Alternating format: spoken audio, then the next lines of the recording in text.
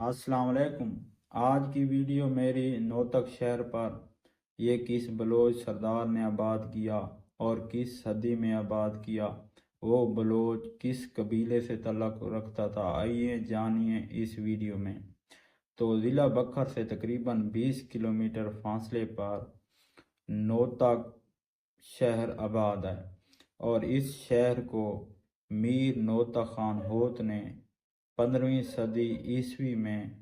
لال ماڑی کے بالکل سیدھ میں